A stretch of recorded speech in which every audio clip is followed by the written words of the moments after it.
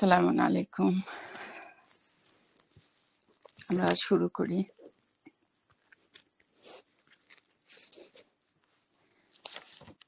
রব্বি আউযু বিকা মিন হামাযাতিশ শায়াতিন ওয়া আউযু বিকা রব্বি আন ইয়াহদুরুন।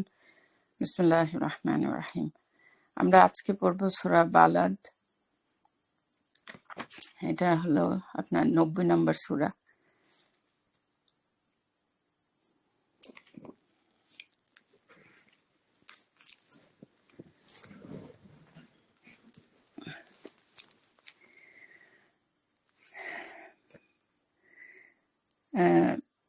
সূরার আমরা প্রথম থেকেই অনেকগুলো সূরাতে রেফারেন্সে যাইতে হবে, তো আপনারা আয়াত নাম্বারগুলো লিখে রাখবেন আর পরবর্তীতে এই আয়াতগুলো একটু পড়ে দেখবেন।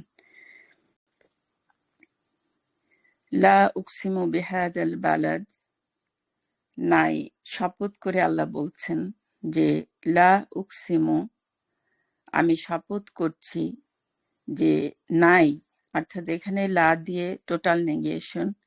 এটা হচ্ছে আল্লাহ বলতেছেন যে আসলে কোনো প্রমাণ রাখিনি, অর্থাৎ এখানে আল্লাহ শপথ করে বলতেছেন যে কোনো প্রমাণ দলিল এর বিরুদ্ধে রাখা হয় নাই। বিহাদাল বালাদ অর্থাৎ এই জীবন চেতনার বিরুদ্ধে কোনো দলিল রাখা হয়নি, অর্থাৎ কোনো প্রমাণ রাখা হয়নি। তাহলে এই যে বালাদ, এই বালাদটা আমরা দেখেছি কোরআনে যত জায়গায় বালাদ বলা আছে সেখানে শহর অথবা কোনো ল্যান্ড, ভূমি এভাবে লিখে রাখা হয়েছে। কিন্তু হ্যাঁ, যদি এটার বালাদের অর্থটা আমরা দেখি তাহলে বালাদ মানে আল্লাহ তাআলাই এক্সপ্লেইন করে দিয়েছে যে আসলে বালাদটা কি। এখন আমরা যদি এখানে আল্লাহ কি বলেছেন যে যে কসম করে যে এই শহরের কসম, এটা কি আসলে কোনো চিন্তাশীল মানুষের জন্য এই অর্থটা নেওয়া খুব কঠিন। আপনারা খুব গভীরভাবে ভাববেন, এই কিতাবটা, এই কোরআনের একটি শব্দ খুব হালকাভাবে নেওয়া যায় না। হ্যাঁ, গভীরতা আছে। কাজেই এই বালাদ আল্লাহ কোরআনে কি বলেছেন আমরা একটু আসেন দেখি কোরআনে বালাদ বলতে আল্লাহ কি বুঝিয়েছেন। আমরা প্রথম যাব সূরা আরাফের। সূরা আরাফের আমরা পড়ব 57 এবং 58।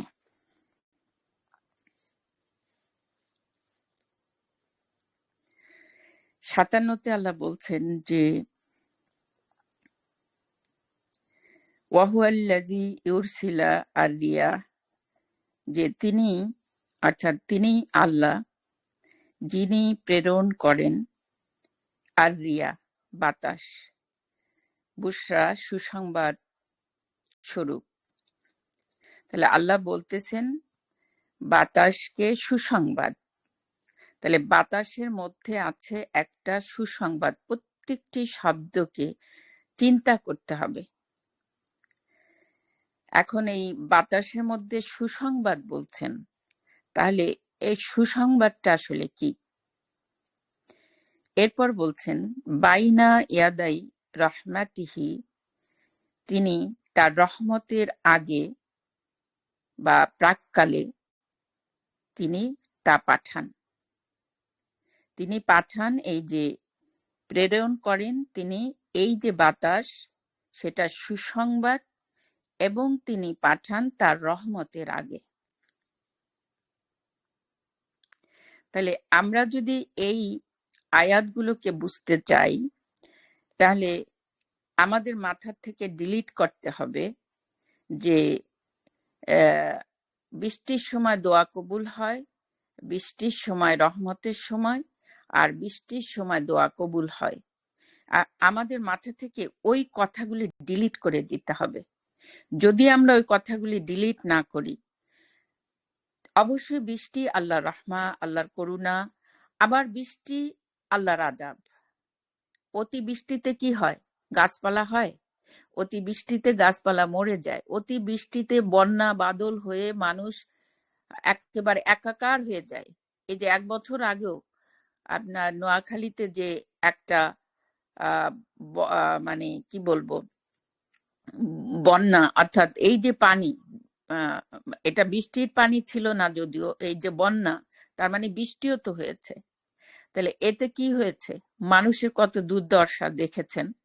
তাহলে এই বৃষ্টি, এখন আল্লাহ এই বৃষ্টি, ওই যে যে কথাটা বলা হয়েছে যে আমরা আল্লাহ তাআলা আমরা জানি যে বৃষ্টির সময়, রহমতের সময় দোয়া কবুল হয়।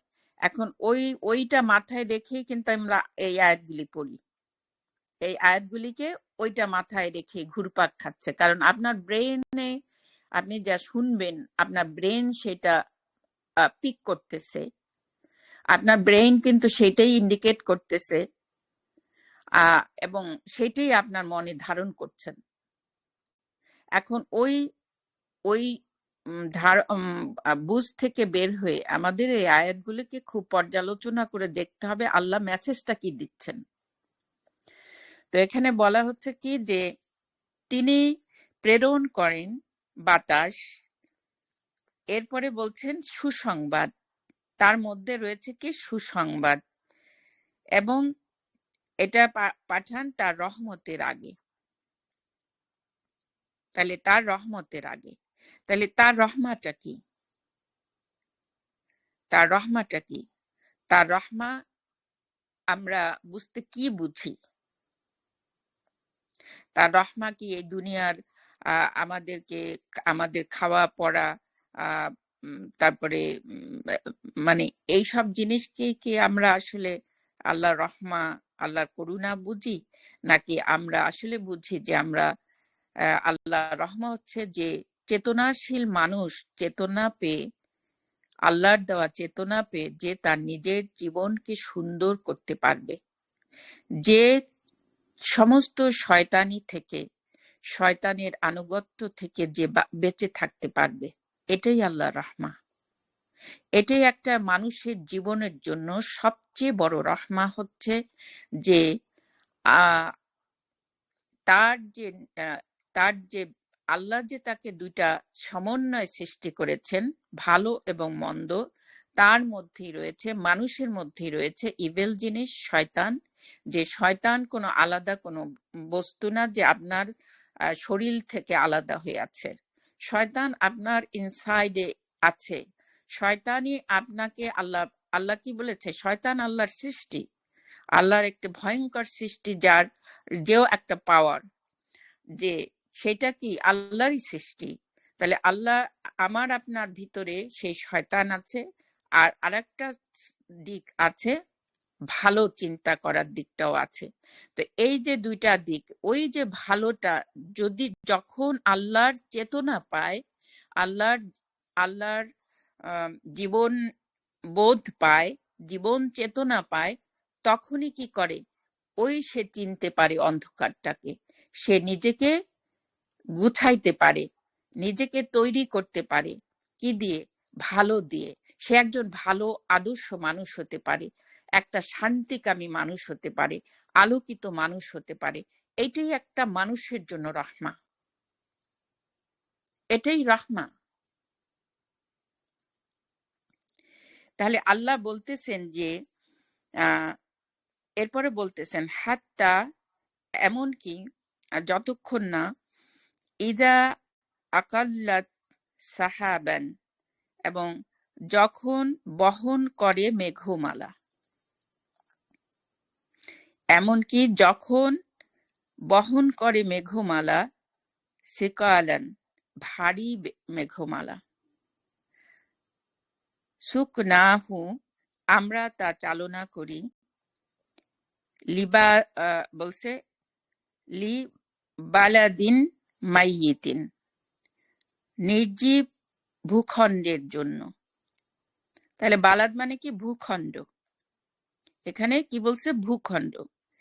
তাহলে নির্জীব ভূখণ্ড, তাহলে এই যে নির্জীব ভূখণ্ড বলতে আমরা আয়াতগুলিকে বুঝেছি এইভাবে যে নির্জীব ভূখণ্ড বলতে আল্লাহ এই যে মানে এই মাটি শুকায় যায়, আর আল্লাহ বৃষ্টি বর্ষণ করেন, আর বৃষ্টি রহমত, তার বৃষ্টির সময় দোয়া করলেই দোয়া হয়ে যাবে। এইটুকের জন্য কি এই কথাগুলি বারবার বলবেন? নাকি এটার মধ্যে একটা গভীর চেতনা আছে, গভীর বোধ রয়েছে, মানুষের জন্য একটি ইন্ডিকেশন আছে, কোনো দিক নির্দেশনার? তাহলে এখানে বলা হচ্ছে কি, যে এই যে ভারী মেঘমালা যখন হয়, ভারী হয়, মেঘমালা যখন ভারী হয় তখন কি হয়? সব মনে হয় না যে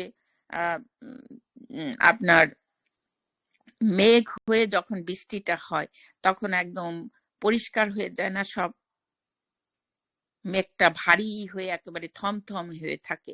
তারপর কি হয়, যখন বৃষ্টি হয় তখন আহ কি হয়, সব একেবারে তরতাজা হয়ে যায় না, সবকিছু তরতাজা হয়ে যায়। এই যে একটা আল্লাহর এই বাণীটার মধ্যে বিশাল বড় একটা মেসেজ রয়েছে আমাদের জন্য।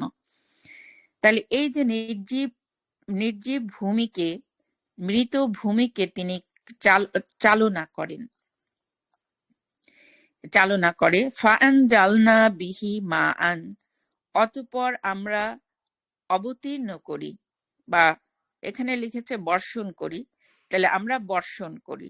এই বর্ষণ বলতে কি, অবতীর্ণ করি, বর্ষণ করি, বিহি তা দিয়ে। এই যে বিহি তা দিয়ে, অর্থাৎ এই মেঘমালা এই তা দিয়ে কি করেন, যে মা আন, পানি, পানি বর্ষণ করেন। ফাআখ রাজনা বিহি, অতঃপর আমরা তা দিয়ে বের করি, মানে এই যে আখরাজা, আমরা জানি যে আখরাজা মানে বের করা, তাহলে আমরা উৎপাদন করি বা বের করি, বিহি তা দিয়ে, মিন কুল্লি সামারত, প্রত্যেক ফলমূল, সকল ফলমূল, কাজালিকা নখরিজু, এভাবেই আমরা বের করি, আল মাউতা, মৃতদেরকে। এই যে দেখেন, একেবারেই আল্লাহ তাআলা এই যে কথাটা বলে শেষের কথাটাকে খেয়াল করতে হয়।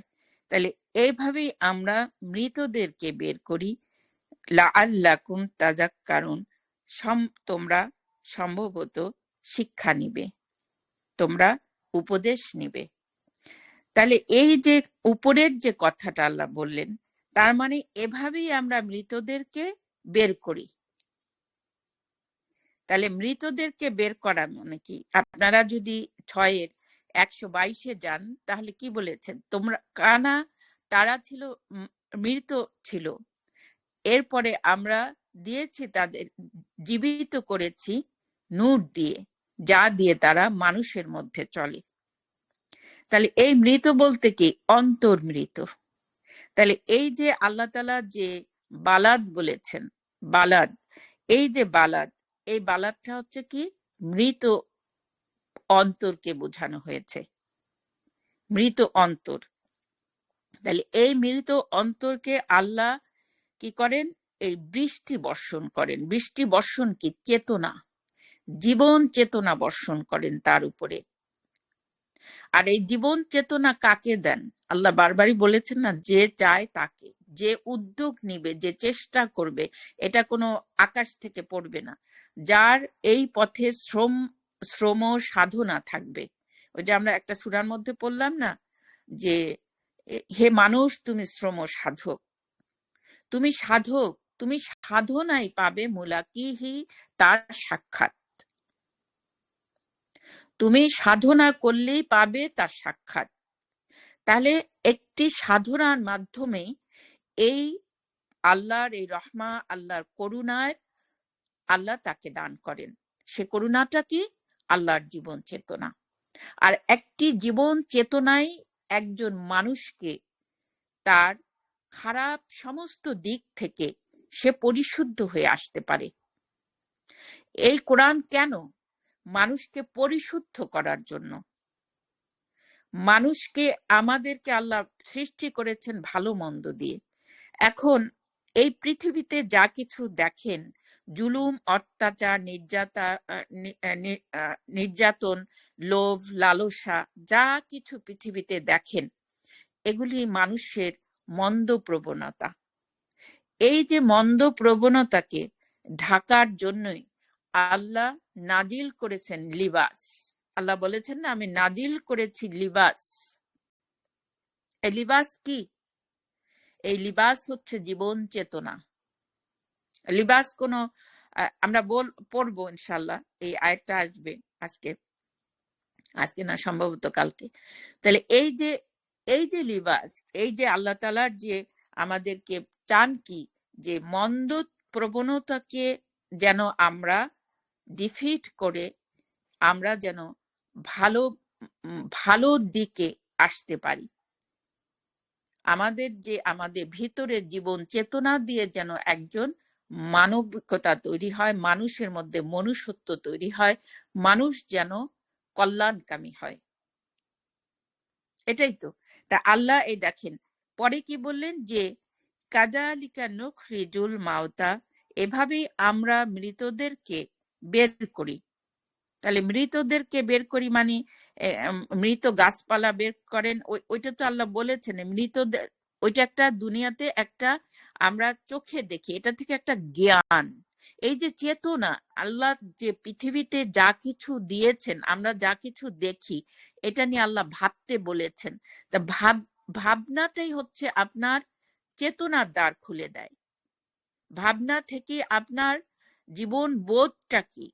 তাহলে এই যে আকাশ থেকে পানি বর্ষণ হয়, আমরা দেখি, তা দিয়ে কি হয়, মৃত ভূমি একেবারে জমিনটা ভিজে, তারপরে দেখি কি মরা মরা গাছ গাছালি একেবারে সবুজ হয়ে ওঠে। এটা একটা ভাবনার বিষয়, যে কে এই সৃষ্টিকর্তা, কে তিনি। তাহলে উনি বলতেছেন যে এভাবেই তোমাদের মৃত জীবনকে, মৃত চেতনাকে আমি উজ্জীবিত করি, জীবন্ত করি। তোমরা ছিলা চেতনায় মরা, কিন্তু আমি তোমাদেরকে চেতনায় জীবিত করি।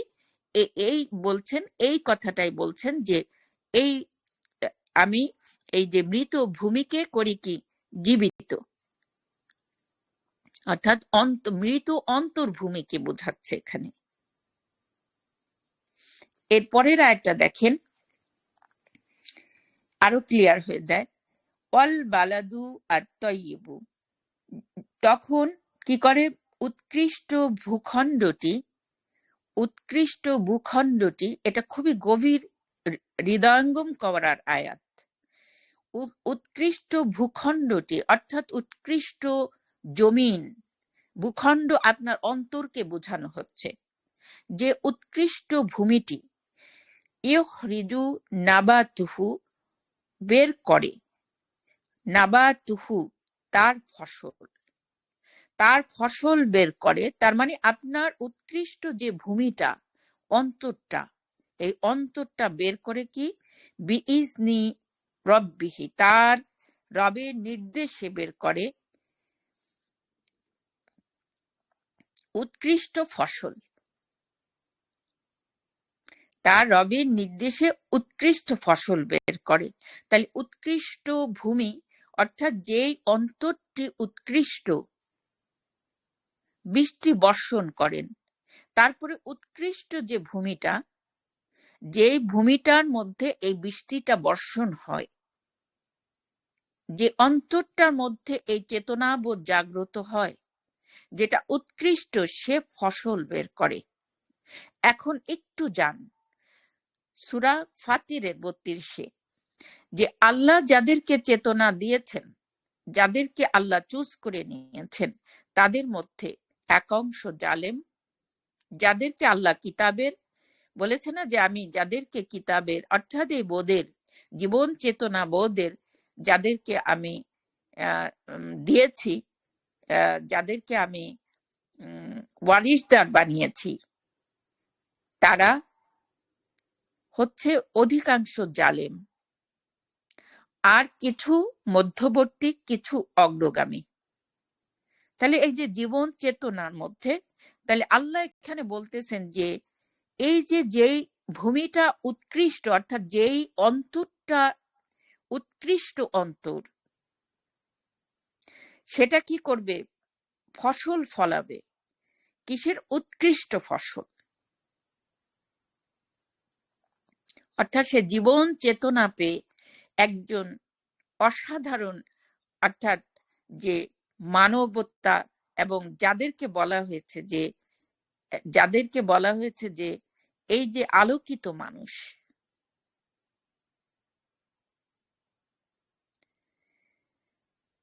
তারপরে বলছে যে ওয়াল্লাযী খাবসা, আর যার নিকৃষ্ট ভূমি, অর্থাৎ এই যে আল বালাদুল তয়্যিবু, আর এখানে আল্লাহ বালাদ লিখেন নাই, এখানে লিখছেন আল্লাযী খাবুসা, অর্থাৎ খাবুসা এই নিকৃষ্ট, এই যে খবিস বলছে না, খবিস খন্নাস, তাহলে এই যে যার অন্তরে আছে নিকৃষ্টতা, লা ইখরিজু ইল্লা নাকিরা, তা উৎপন্ন করে না এছাড়া, নিকৃষ্ট ফসল ছাড়া আর কিছু উৎপন্ন করে না। তাহলে এই আয়াতগুলো একেবারে স্পষ্ট, শুধু আমাদের চিন্তা গবেষণার অভাবে আমরা এই আয়াতগুলো বুঝি নেই। তাহলে এখানে বলা হচ্ছে কি, যার অন্তর বিশুদ্ধ অন্তর, অর্থাৎ বিশুদ্ধ কি, বিশুদ্ধ হয় চেতনা পেয়ে সে উৎকৃষ্ট ফসল উৎপন্ন করে, আর যার যে নিকৃষ্ট অন্তর, তার বের হয় কি, এছাড়া নিকৃষ্ট ছাড়া কিছু বের হয় না। কাযালিকা নুসাররিফু আয়াতি, এভাবে আমি বর্ণনা করি, এক্সপ্লেইন করি। নুসাররিফু আমি বর্ণনা করি, বারবার বর্ণনা করা। নুসাররিফু মানে কি, বারবার বর্ণনা করা। তাহলে আমি এভাবেই বর্ণনা করি আল আয়াতি, নিদর্শনগুলোকে। তার মানে এই যে নিদর্শন, আয়াতি মানে এই যে আয়াত, এই আয়াতে বলে না, এই যে আয়াত, এই যে আমি যে পড়তেছি, আমরা যে পড়তেছি এই আয়াত, এই যে নিদর্শন আল্লাহর, এই যে বৃষ্টি পড়ে, মাটি ভূমি মরা ভূমি জীবিত করে, এই যে আয়াতগুলোকে আল্লাহ বলতেছেন কাজালিকা, বারবারই আমি নুসাররিফুল আয়াতি, আমার এই আয়াতগুলোকে আমি কি করি, বর্ণনা করি, লিকাউমিন ইয়াশকুরুন, সেই লোকদের জন্য, অর্থাৎ কওমিন, লিকাউমিন অবশ্যই লোকদের জন্য যারা শুকর করে, যারা কৃতজ্ঞ।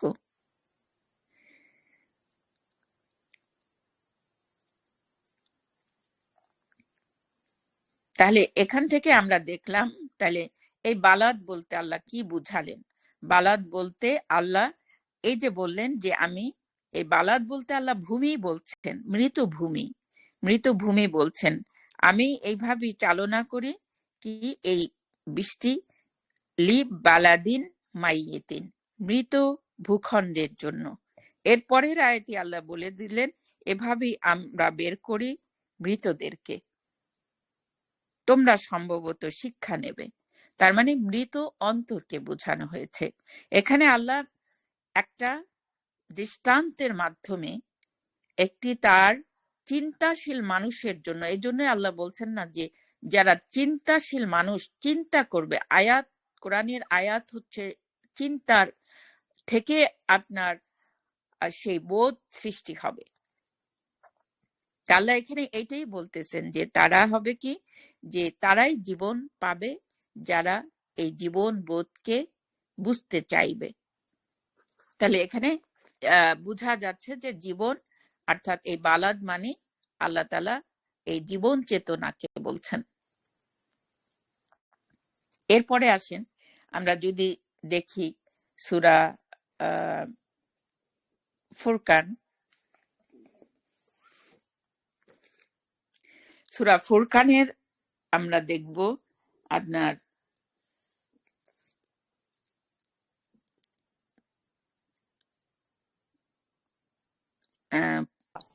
সালাম, আপনার নামটা দিলে ভালো হয়, যে 25 25 হ্যাঁ, নাম্বারটা। 25 থ্যাংক ইউ আপা, থ্যাংক ইউ। 25 এর 33 থেকে, সরি 43 থেকে পড়লে একটু ভালো হয়। এখানে দেখেন 43 থেকে পড়ছি যে আর আইতা মানিত্তাখাযা ইলাহাহু হাওয়াহু, তুমি কি দেখেছো। তাহলে এই তুমি কি দেখেছো বলতে তুমি কি চোখ দিয়ে দেখেছো এইটা বুঝায় না, যদিও শব্দ শব্দ আমরা জানি দেখা, কিন্তু এখানে তুমি কি দেখেছো, এই দেখার বলাটা মানে আমি চোখ দিয়ে দেখাটাকে বুঝাই নাই, আয়াতটা পড়লে স্পষ্ট বোঝা যায়। তার মানে তুমি কি ভেবে দেখেছো, ভাবনার কথা বলা হয়েছে। তুমি কি চিন্তা করে দেখেছো, তুমি কি ভেবে দেখেছো কি সেটা, যে যারা তার হাওয়াহু তার হাওয়াকে, তার বাসনা লালসাকে, হাওয়াকে, হাওয়া মানেই কি, হাওয়া মানেই হচ্ছে লোভ লালসা কামনা বাসনা, হ্যাঁ, এগুলি হচ্ছে আপনার হাওয়া, এটাই হচ্ছে হাওয়া। তাহলে এই যে হাওয়া, যে তার হাওয়াকে ইলারূপে গ্রহণ করেছে, আফা আনতা তাকুনু আলাইহি ওয়াকিলা, তুমি কি তার উপর হয়েছ কর্ম বিধায়ক, অর্থাৎ উকিল, তার দায়িত্ব তুমি নিয়েছো, অভিভাবক হয়েছো। তাহলে তুমি কি তার কর্ম বিধায়ক হয়েছো। আম তাহসাবু আন্না আকসারাহুম ইয়াসমাউনা আও ইয়াকিলুন। এরপর বলছেন, নাকি তুমি মনে করো যে তাদের অধিকাংশ শুনতে পায় অথবা বুঝতে পারে। ইনহুম ইল্লা কাল আনআম, নয় তারা এছাড়া বোধহীন প্রাণী। আল্লাহ বলতেছেন মানে এছাড়া তারা বোধহীন প্রাণী ছাড়া আর কিছু নয়। তুমি কি চিন্তা করে দেখেছো, যারা নিজের লোভ লালসা কামনা বাসনা ইত্যাদিকে ইলাহ রূপে নিয়েছে, হাওয়াকে, তাদের ইচ্ছাকে, হাওয়াকে,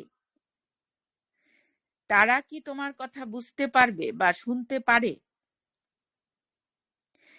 আর আল্লাহ বলতেছেন তারা হচ্ছে কি আনআম, তারা বধিন ছাড়া কিছুই নয়। বাল হুম আদাল্লু সাবিলা, বরং তারা বধিনদের চাইতেও পথ চিনতে অক্ষম। এই যে বধিন প্রাণী, চেতনাহীন প্রাণী, চেতনাহীন প্রাণী যারা, তাদের তো চেতনা নেই আসলে।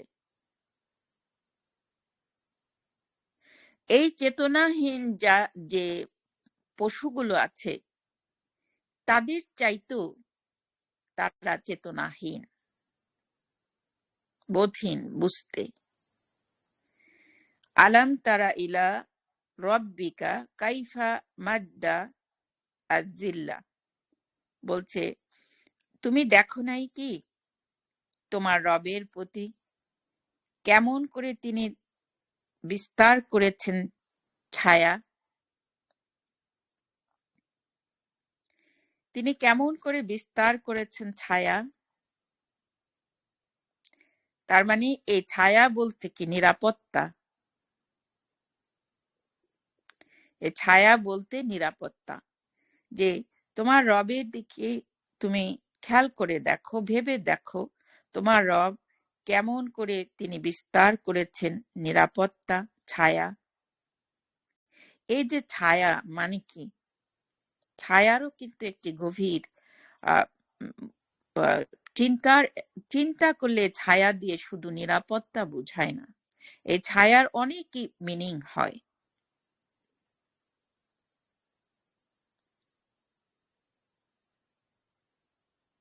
খুব গভীর মিনিং, মানে এগুলি একটা বলতে গেলেও অনেক সময়ের প্রয়োজন। এই যে নিরাপত্তার, কাকে নিরাপত্তা দিচ্ছেন, আপনার নিজেকে আপনি নিরাপত্তা দিচ্ছেন। আপনি যখন নিজেকে নিরাপত্তা দিতে পারবেন, তখন না আপনি আরেকজনকে নিরাপদ করতে পারবেন। আপনি নিজেই তো নিরাপদ না, কারণ আপনার ভিতরেই বসবাস করছে একটি দানব, যা আপনার হাওয়া, যা আপনার হাওয়া, সেই দানব বসবাস করছে। আপনি তো সেই দানব থেকে নিরাপদ না। তাহলে আল্লাহ কি বলছেন এখানে? তুমি কি খেয়াল করে দেখেছো আল্লাহ কিভাবে বিস্তার করেছেন ছায়া? এখন যদি আমরা বুঝি যে ছায়া মানে গাছের ছায়া, গাছ ছায়া মানে পাহাড়ের ছায়া, ছায়া মানে ঘরের ছায়া, এই ছায়াকে বুঝায়নি। উনি এই ছায়াকে বুঝিয়েছেন নিরাপত্তা। তার মানে এই নিরাপত্তা মানে কি? এই নিরাপত্তা হচ্ছে আপনি নিরাপদ হবেন জীবন চেতনা পেয়ে।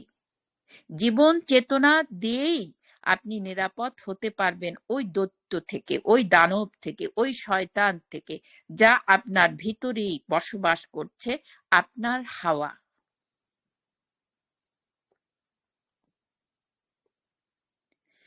ওয়ালাউ শাআ, আর যদি তিনি চাইতেন, লাজাআলাহু সাকিনান, অবশ্যই তাকে করে দিতে পারতেন স্থির। সাকিনা মানে কি? আমরা জানি সাকিনা মানেও, সাকিনা বলে না, সাকিনা মানে একটা স্থির। এই স্থির এই কোনটার কথা বলা হচ্ছে? এই যে তিনি তাকে করে দিতে পারতেন কি স্থির। এই ওই ওই কোনটাকে? ওই ওই যে হাওয়া, হাওয়া, আপনার এই যে হাওয়া আছে না, এই হাওয়া, হাওয়াটাকে থামায় রাখতে পারতেন স্থির। স্থির মানে কি? এক জায়গায় থেমে থাকা। ও তো থেমে থাকে না, ও তো উদ্যম গতিতে চলতে থাকে। আপনি ছেড়ে দেবেন ওকে, ও আপনাকে ধ্বংস করে ছেড়ে দেবে। আপনার মধ্যে যে দানবটা বাস করে, সেই দানবটা আপনাকে ধ্বংস করে ছেড়ে দেবে, ওকে ছেড়ে দেবেন। তা আল্লাহ বলতেছেন যে দেখো না কিভাবে আল্লাহ বিস্তার করেছেন ছায়া। তার মানে জীবন চেতনা। জীবন চেতনা পেলেই তুমি তোমার ওই দৈত্যটাকে, দানবটাকে নিরাপদ করতে পারবা। আর তখনই তুমি নিরাপদ। আর তুমি যখন নিরাপদ, তখন তুমি আরেকজনকে নিরাপত্তা দিতে পারবে, মুমিন হতে পারবে। তাহলে আল্লাহ বলতেছেন, তাহলে আল্লাহ যদি চাইতেন তাহলে করে দিতে পারতেন স্থির ওই হাওয়াকে, ওই দৈত্যকে। কিন্তু উনি ওইটা করেন নাই, ওইটা তোমার ইচ্ছার উপরে ছেড়ে দিয়েছেন। সুম্মা জাআলনা সুম্মা জাআলনা শামসা আলাইহি, এরপর আমরা বানিয়েছি সূর্যকে তার উপর দালিলা, দালিলান, দালিলান দলিল। তাহলে এই যে বানিয়েছে কি, ওই যে কার উপরে? ওই যে হাওয়ার উপরে। খুব খেয়াল করেন, ওই হাওয়া দানবটার উপরে বানিয়েছি কি? সুম্মা, এরপর আমরা বানিয়েছি সূর্যকে। সূর্য কি? আলো। তার উপর, কার উপরে? ওই যে দানবটার উপরে, হাওয়ার উপরে। ওই যে হাওয়া, এটার উপরে সূর্যকে বানিয়েছি দলিল, ইন্ডিকেশন। তাহলে এই যে সূর্যকে তার উপর বানিয়েছি একটা দলিল।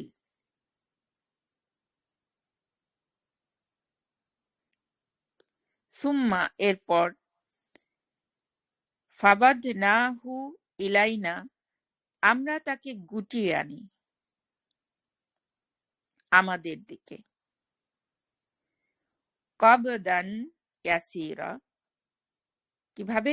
ধীর ভাবে আমরা তাকে গুটিয়ে আনি। তাহলে এই যে আলো, এই যে সূর্য একটা প্রতীক শব্দ, সূর্যের একটা বিন করে এটাই যে আপনি যে সূর্য দেখছেন এটা নিয়ে ভাবতে বলছে। তাইলে আল্লাহ কোরআন এই যে কথাগুলো বলছেন, এটা থেকে জ্ঞান নিতে বলেছেন, সূর্যের কথা বলছেন। তাহলে সূর্য কি বুঝাচ্ছে আসলে?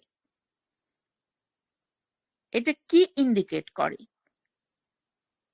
তাহলে এই যে সূর্য, এটা হচ্ছে একটি অন্ধকারকে, রাত্রকে কি করে?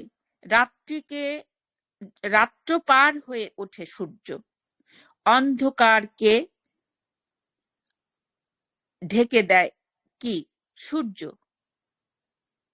আবার সূর্যকে ঢেকে দেয় অন্ধকার। এটাই তো আল্লাহ বলছেন না, আল্লাযী খালাকাস সামাওয়াতি ওয়াল আরদা ওয়া জাআলা যুলুমাতি ওয়ান নূর। আমি বানিয়েছি আকাশ এবং জমিন, আমি বানিয়েছি অন্ধকার এবং আলো, নূর। তাহলে সূর্য ঢেকে দেয় অন্ধকার, তার মানে নূর ঢেকে দেয় তোমার ভিতরের যে শয়তান বসবাস করে, অন্ধকার জগৎকে ঢেকে দেয় নূর। জীবন চেতনা ঢেকে দেয় তোমার ওই অন্ধকার শয়তান যেটা তোমার ভিতরে বসবাস করে। সেই জীবন চেতনাই হচ্ছে আলো, যেটা দিয়ে আল্লাহ জীবিত করে, সেটাই তোমার আলো। সেটা দিয়ে তোমার ভিতরে যে অন্ধকার জগৎ, সেটাকে ঢেকে দেয় জীবন চেতনা, এই নূর। আর যখন তুমি জীবন চেতনা পাও না, যখন তুমি এই আলো পাও না, তখন তোমাকে ঢেকে দেয় লাইল, রাত, অন্ধকার।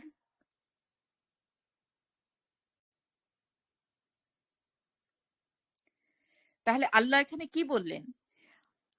এরপর আমরা বানিয়েছি সূর্যকে তার উপর দলিল।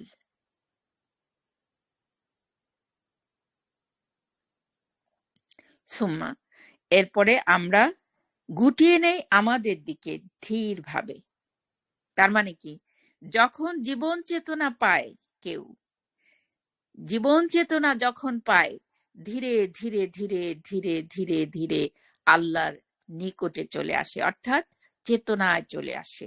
তার নিজেকে, তার ভিতরে যে একটা উদ্যত শয়তান বসবাস করছে, সেটা আল্লাহ ধীরে ধীরে ধীরে দিকে তাকে আলোর দিকে নিয়ে আসে, গুটিয়ে আনি আমার দিকে।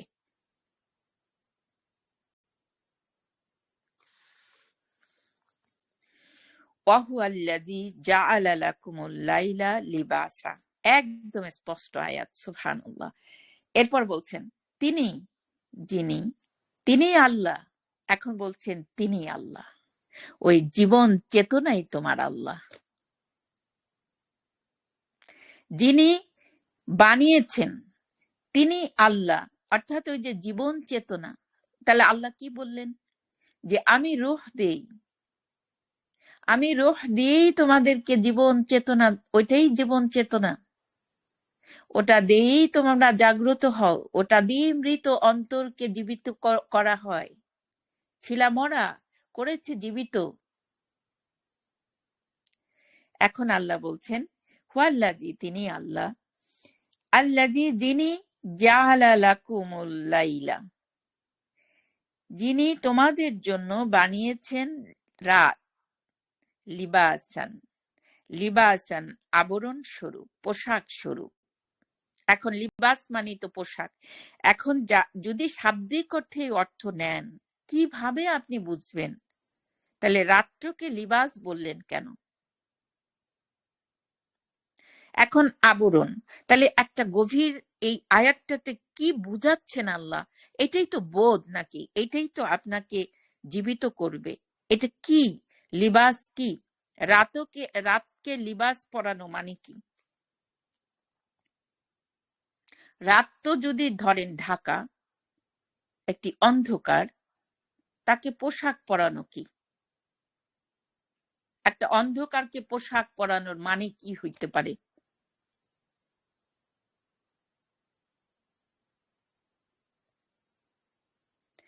পোশাক পরিয়ে রেখেছি, রাত্রিকে পোশাক বানিয়েছি, রাত্রিকে পোশাক। তাহলে কি এটা মিন করছে কি? তাহলে পোশাকের যে সিম্বলিক মিনিংটা কি? সিম্বলিক মিনিং কি হয়? সাধারণত আমরা বুঝি না যে পার্সোনাল আইডেন্টিটি হয়, তারপরে মোরাল ক্যারেক্টার বুঝায়। আপনি একটা মানুষ পোশাক পরে, কিরকম পোশাক পরবে? একটা মানুষের পোশাক দেখে আপনি তার আহ, আহ, আহ, বুঝতে পারেন তার ব্যক্তিত্ব, তার সে কোন মাপের মানুষ, তাই না? আপনি অনেক সময় আমরা পোশাক একটা আইডেন্টিটি বহন করে, একটা মানুষের পার্সোনাল আইডেন্টিটি, মোরাল ক্যারেক্টার, অথবা সোশ্যাল স্ট্যাটাস।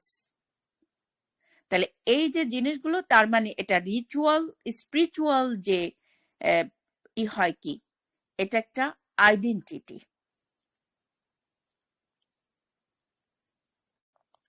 তাহলে রাত হচ্ছে কি, তোমাদের জন্য আমি বানিয়েছি সূর্য, তাই না? আগের আয়াতে বললেন কি, আমি বানিয়েছি সূর্য, দলিল, এটা দলিল, তার মানে জীবন চেতনা দলিল, তোমাকে জীবিত করবে। আর রাত, এটা একটা মানে আইডেন্টিটি, যে তোমরা এটাকে খুঁজে বের করবা, অন্ধকারকে।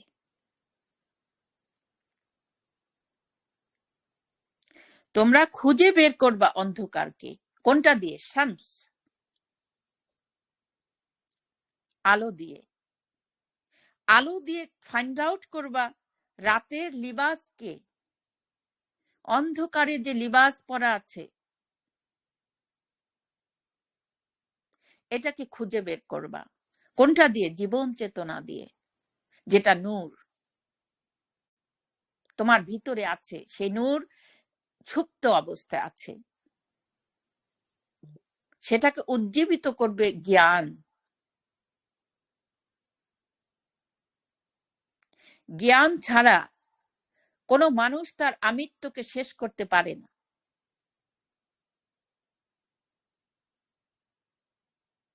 জ্ঞান ছাড়া কোনো মানুষ তার আমিত্বকে শেষ করতে পারে না। এই জন্য বলছে জ্ঞানহীন মানুষ হচ্ছে কি? আনআম।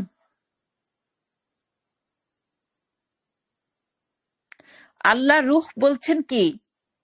রূহ হচ্ছে আল্লাহর চেতনা, আল্লাহর জ্ঞান। বললেন না রূহ কি? ইয়াস আলুনাকা আনির রূহ, তোমাকে জিজ্ঞেস করে রূহ সম্পর্কে, বলো রূহ হচ্ছে মিন ইলমিন ইল্লা কলিল, একটা জ্ঞান যা তোমাদেরকে দেওয়া হয়। আর আদমকে যখন সৃষ্টি করলেন, আল্লাহ বললেন আদমকে দিয়েছে রূহ। এরপরে বললেন যে তাকে শেখানো হলো, যে তাকে সবকিছুর নাম শেখানো হলো, অর্থাৎ সবকিছুর জ্ঞান তাকে দেওয়া হলো। তার মানে কি? আল্লাহর বহিঃপ্রকাশটা আপনার মধ্যে, আল্লাহর জ্ঞান আপনার মধ্যে। তার মানে একটা পাওয়ার, একটা এই নূর একটা পাওয়ার, তাকে দেখা যায় না, তাকে ছোঁয়া যায় না, আনসিন।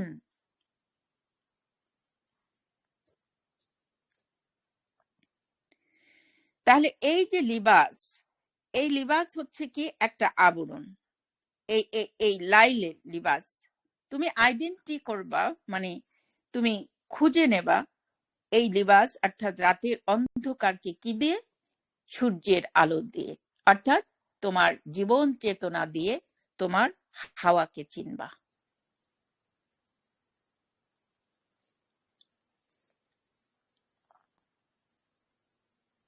তারপর বলছেন অন্নাউমা সুবাতান, আর তন্দ্রা, তন্দ্রা, নাওম মানে তন্দ্রা, তন্দ্রাকে বানিয়েছে কি? বিশ্রাম স্বরূপ। তন্দ্রাকে বানিয়েছে বিশ্রাম স্বরূপ। ওয়াজআলান নাহারা, আর তিনি দিনকে বানিয়েছেন নুশুরান, অর্থাৎ জাগরণ উপযোগী। তাহলে এই যে নাওম, নাওম মানে নিদ্রা, নাওম মানে নিদ্রা, তাই না? তো নিদ্রা বলতে কি? নিদ্রা বলতে আপনি কি বলছেন যে আল্লাহ তাআলা বললেন যে নিদ্রা হচ্ছে কি? তোমার একটা, আমরা ঘুমের আগে নিদ্রা আসে, ঘুমের আগে নিদ্রা আসে, তাই না? ঘুমটা আসে আসে ভাব, এরকম সময় একটা কেমন তন্দ্রা চলে আসে, তন্দ্রা, তন্দ্রা চলে আসে। এইটাকে বলা হচ্ছে। তা এটা হচ্ছে কি? যে বলা হচ্ছে যে বিশ্রাম স্বরূপ, অর্থাৎ তুমি আহ তুমি এই নিদ্রাটা তুমি তখন চিন্তা করছো না। মানে তন্দ্রা মানে কি? তন্দ্রা দিয়ে মানুষ ঘুমের আগে অর্থাৎ মৃত্যুর ঘুমকেও একটা মৃত্যু স্বরূপ। আপনি ঘুমায় যান, তখন আপনার কোনো চেতনা থাকে না, চেতনা নিয়ে যায়, চেতনা তখন থাকে না, আপনার কিছুই থাকে না, মরার মতো পড়ে থাকেন। তার আগে আসে একটা ঘুম, তার নিদ্রা। তাহলে এই নিদ্রাটাকে আল্লাহ এখানে কি বোঝাচ্ছেন? নিদ্রা মানে আপনি এই যে নিদ্রাকে, লাইলকে বানিয়েছেন কি? লাইলকে বানিয়েছেন পোশাক, অর্থাৎ অন্ধকার একটা তোমার যেটা তুমি আইডেন্টিফাই করবা অন্ধকারকে এই আলো দিয়ে। আর এই যে নিদ্রা হচ্ছে বিশ্রাম স্বরূপ, অর্থাৎ তুমি নিজেকে চেতনা জাগ্রত করলা না, মানে তোমার ছাড়া। আর আল্লাহ এরপরে বললেন ওয়াজআলান নাহারা, আর আমি দিনকে, এই যে দিনকে বানিয়েছি জাগরণ উপযোগী। তার মানে তোমাকে এই যে নাহার বলতে কি, সূর্য যখন নাহার বলতে দিন, একটা উজ্জ্বলতাকে বুঝায়, স্পষ্টতাকে বুঝায়। এটা জীবন উপযোগী, অর্থাৎ জীবন চেতনায় জীবন উপযোগী, মানে এই আলোটাই তোমাকে জীবন্ত করে।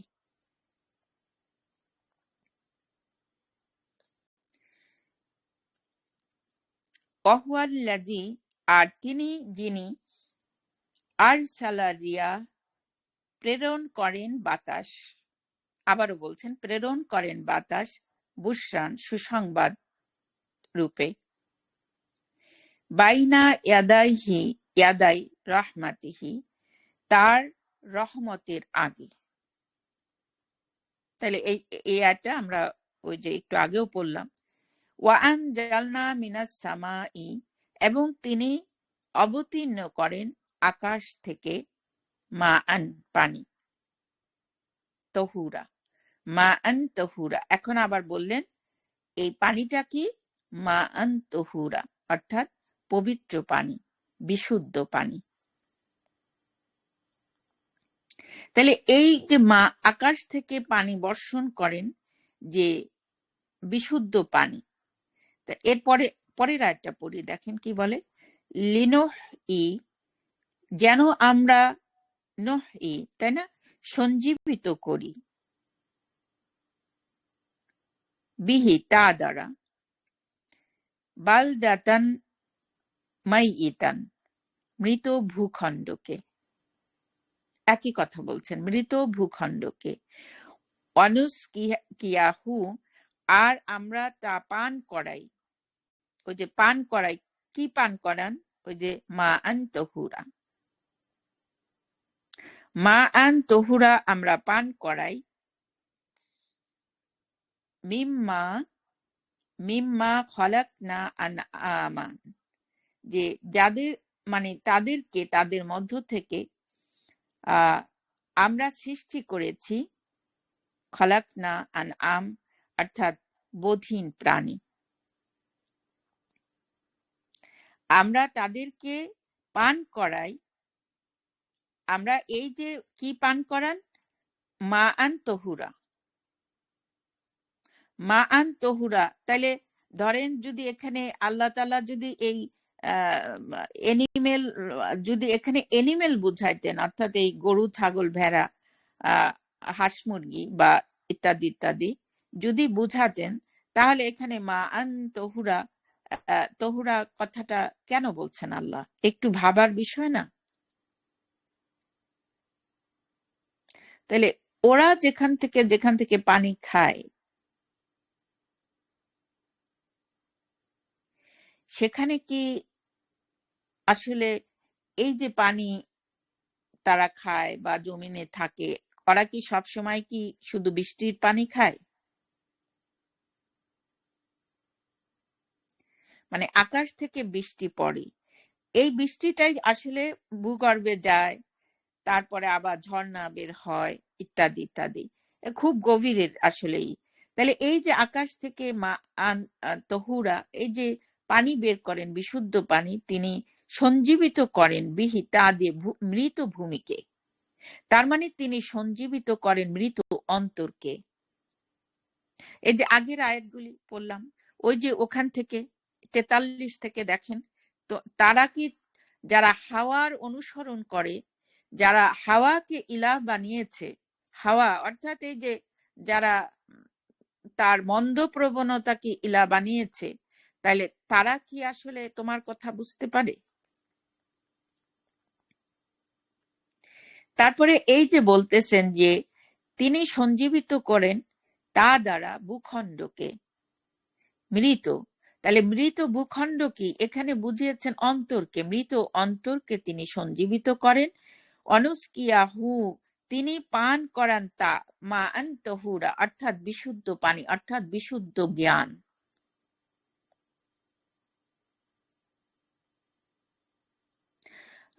পানি যে জ্ঞান, সেটা আমরা দেখলাম না আপনার সূরা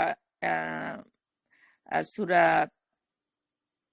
জিনের সম্ভবত 16 নম্বর আয়াতে আছে। ওখানে বলা আছে কি যে যদি তারা ইস্তেকামা থাকতো আমার তরিকের উপরে, তাহলে আমি তাদেরকে পান করাতাম প্রচুর পানি, মা আন গদাকান। তাহলে এই যে আল্লাহ তাআলা বললেন, তাহলে এই পানি বলতে কি বোঝাচ্ছেন? আল্লাহর দেওয়া বিশুদ্ধ যে জ্ঞান, যে চেতনা, জীবন চেতনা, জীবন চেতনা, চেতনাটাই মেইন।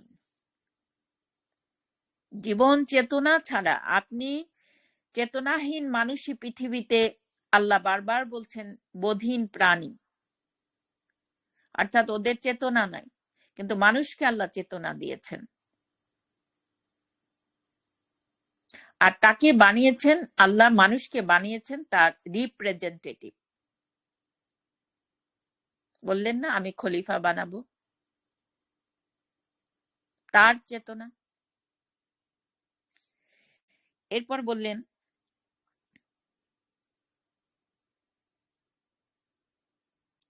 আচ্ছা তাহলে এরপরে বললেন যে ওয়া আনাসিয়া কাসিরান, অর্থাৎ এখানে বলছেন বহু মানুষ, তিনি বহু মানুষকে। তাহলে এই যে আল্লাহ পরিষ্কার করে দিলেন, এত সুন্দর পরিষ্কার আয়াত থাকা সত্ত্বেও আমরা কোনোদিন আসলে, এই জন্যই আল্লাহ কিয়ামতের দিন ধরবেন। তোমরা আমার কিতাব কি তোমাদের কাছে ছিল না? কেউ কি সতর্ককারী যায় নাই? এবং সূরা যদি আমরা সূরা ফুরকানের যদি আমরা দেখি 30 নম্বর আয়াত সম্ভবত, ওখানে বলা আছে যে সেদিন রাসূলদেরকে আল্লাহ জিজ্ঞেস করবেন যে সাক্ষী হিসাবে আনবেন। তখন তারা বলবে কি? উনি বলবেন যে যে আমার উম্মত, আমার তারা কি করেছে, আমার উম্মতেরা, আমার জাতিরা, আমার কওমরা, তারা আসলে এই কোরআনকে ধারণ করেছে প্রত্যাখ্যান হিসাবে।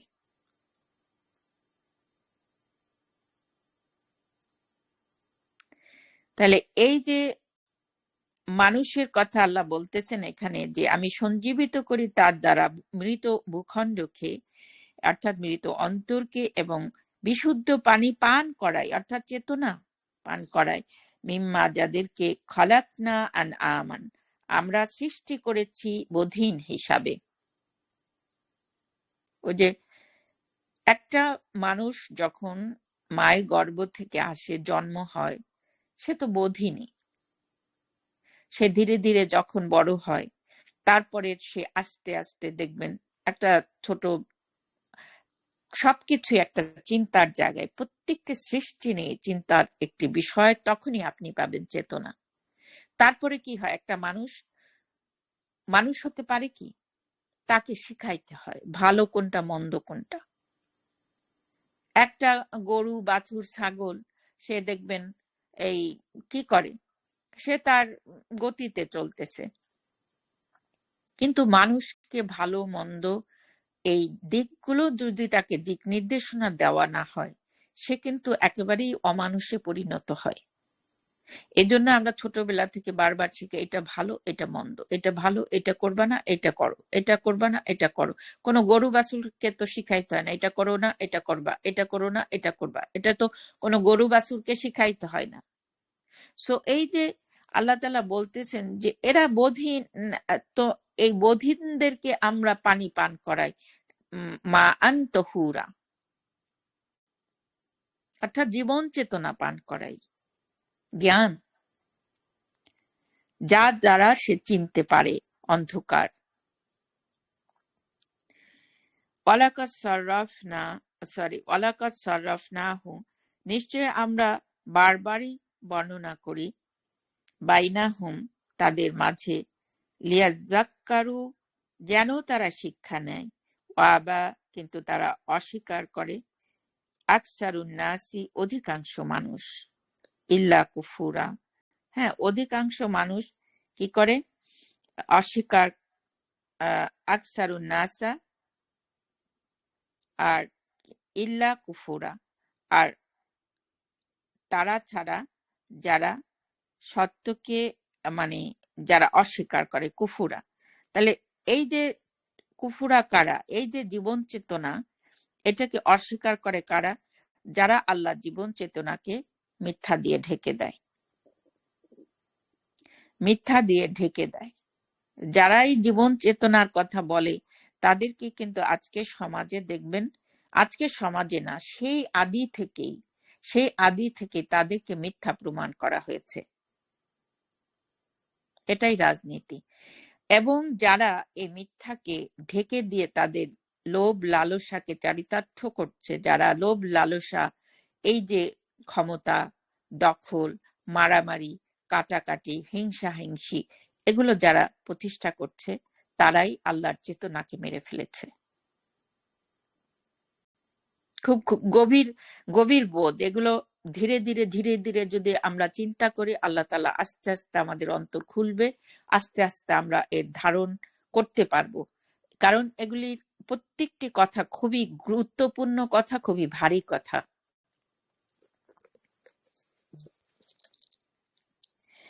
তাহলে আমার মনে হয় যে আরো অনেক আয়াত আছে, আপনারা পাবেন। সূরা সূরা আরাফে আছে, সূরা নাহল, সূরা ফুরকান, তারপরে আপনার সূরা নামল, সূরা ফাতির, সূরা মুমিন, এই সব সূরাগুলির মধ্যে বালাদের বর্ণনা আছে। আমি যখন বালাদের ক্লাসটা করেছিলাম তখন এগুলো সব দেওয়া হয়েছিল। আমি জানি না ওইটা রেকর্ডিং আছে কিনা। তো এই এই যে বালাদ, এখন আমরা আসেন আমরা সূরা বালাদে যাই। অনেক আয়াত আছে, আমি আর পড়লাম না, আমরা জাস্ট বালাদটা বুঝার জন্য। যে তাহলে আল্লাহ তাআলা সূরা বালাদে আমরা পড়ছি, আমরা সূরা বালাদ 90 নম্বর সূরা। লা উকসিমু বিহাদাল বালাদ, শপথ করছেন আল্লাহ যে কোনো প্রমাণ চিহ্ন রাখিনি, বা এই জীবন, অর্থাৎ বিহাজাল বালাদ, এই বালাদের বিরুদ্ধে। তাহলে এই যে বালাদ, অর্থাৎ এই জীবন চেতনা, জীবন আদর্শ, জীবন নীতি, এর বিরুদ্ধে এই যে এই কোনো প্রমাণ, মানে এমন কোনো প্রমাণ নেই যে এর বিরুদ্ধে আছে।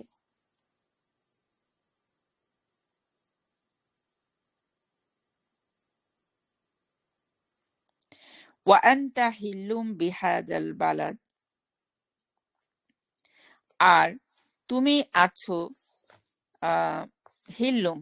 এখন এই হিল্লুম, হিল্লুম হালাল শব্দ থেকে, হিল্লুন হিল্লুন হিল্লুন। এখন এই হিল্লুন হচ্ছে কি হালাল শব্দ থেকে আসছে। যে এই এখন হালাল বলতে আমরা কি বুঝি আসলে? হালাল বলতে বোঝায় যে অনুমোদিত বা বৈধ, এর এই জিনিসকে বোঝায়, তাই না? তো এখানে বলা হচ্ছে যে তুমি আছো কি হিল্লুম, এই জীবন চেতনার মধ্যেই বৈধ, অর্থাৎ তুমি এই জীবন চেতনার মধ্যে আছো, এই যে বিহাজাল বালাদ। তুমি আছো এই জীবন চেতনার মধ্যে।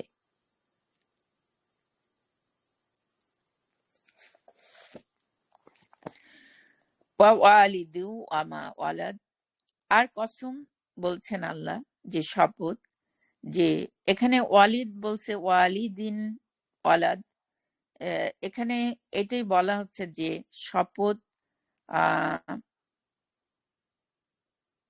পিতা এবং যা ওয়ালাদ মানে তো সন্তান, ওয়ালাদুন ওয়ালাদ, তাহলে যার সন্তানদের, অর্থাৎ জন্ম দিয়েছে সন্তানের, যা জন্ম দিয়েছে সন্তানের। তাহলে এখানে হতে পারে যেটা, যে আদম যে যে আদমের কথা বলা হচ্ছে, যে আদম আলাইহিস সালাম, যে আদম এবং তার যে বংশধর, তাদের কথা বলা হচ্ছে কিনা আপনারা দেখবেন, যে শপথ আরো যে আদম এবং তার বংশধর অলাদ। লাকাদ খালাকনাল ইনসানা, কার্যত আমরা সৃষ্টি করেছি মানুষকে, ফি কাবাদ, কষ্টের মধ্যে। ওই যে আমরা কতবার পড়েছি না, হে মানুষ তোমরা শ্রম সাধক, তোমরা শ্রম সাধক, এবং সাধনাই তোমাদের কাজ, সাধনাই তোমাকে একটি সাফল্যমণ্ডিত করবে। সফলতা আসবে সাধনা থেকে, চেষ্টা থেকে, তোমাকে এমনি এমনি পাঠায় দিইনি। তুমি কষ্ট শ্রমের উপরেই তোমাকে তুমি খুঁজে পাবা। তাহলে মানুষকে সৃষ্টি করেছি কষ্টের মধ্যে। ইয়াহসাবু আন লান তাকদিরা আলাইহি আহাদ, যে সে কি মনে করেছে যে